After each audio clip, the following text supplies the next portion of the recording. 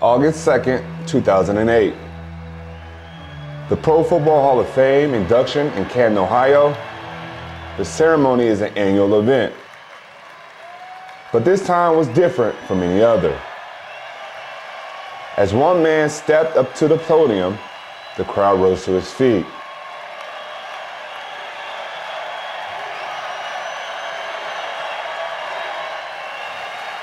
For more than 4 minutes, the audience cheered, marking one more record in a record-setting career of a player everyone had come to honor.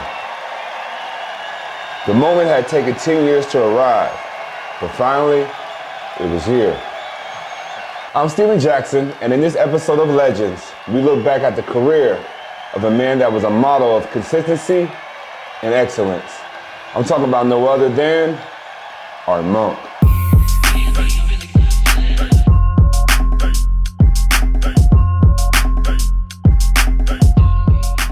James Arthur Monk was born December 5th, 1957, in White Plains, New York. Art was always an athlete, but by his senior year of high school, he was a track star and his school starting running back. After 4 touchdowns in the state championship, Monk, who also excelled in the classroom, earned a full scholarship to Syracuse University.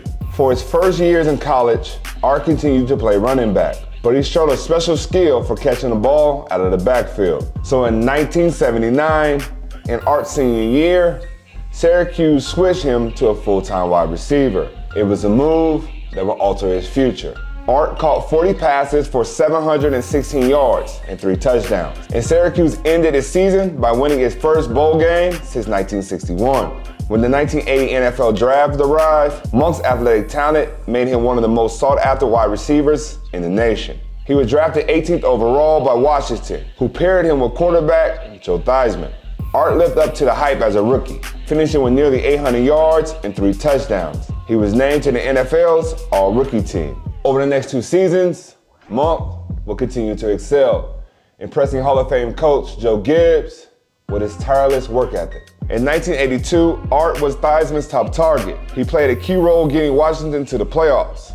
Although Monk was sidelined with a broken foot for the postseason, Washington continued to roll, earning him his first Super Bowl ring. Injuries would again cost Art games the following season. But from 1984 to 1986, no player will have more catches than Art's 270. And 3,666 yards receiving. He became the first player in franchise history to post 3 consecutive 1,000-yard seasons and 3 consecutive 70-plus reception seasons. He was also named to 3 straight Pro Bowls. In 1987, an injury in Week 12 again threatened to cost Art his chance at a championship glory. But Monk would recover in time for Super Bowl 22. Art's 40-yard catch and run in the first quarter got young Washington quarterback Doug Williams in rhythm. Washington won 42-10, and Art had his second Super Bowl ring.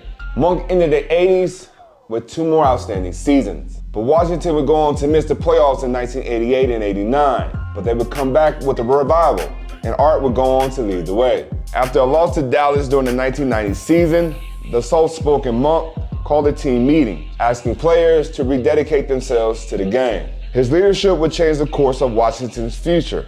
They would win all of their remaining games that year, setting the stage for what would be a magical 1991 season. With Mark Ripken starting at quarterback and Art as his primary target, Washington offense soared. Monk posted his 5th 1,000-yard receiving season and caught a career-high 8 touchdowns.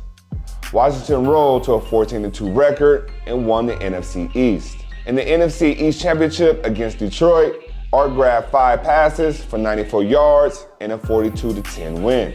In Super Bowl 26, Washington faced Jim Kelly, Andre Reed, Thurman Thomas, and the Buffalo Bills. Washington pounced early and often, building a 24-0 lead on the way to a victory. Art finished with 7 catches for 113 yards, earning his 3rd Super Bowl ring. The following season, Monk made history. On October 12, 1992, at RFK Stadium, Art broke Steve Largent's all-time mark for receptions. After stints with New York Jets and the Philadelphia Eagles, Art retired in 1995, but he had made his mark on the NFL record books. Monk was the first receiver ever to record 900 catches in his career.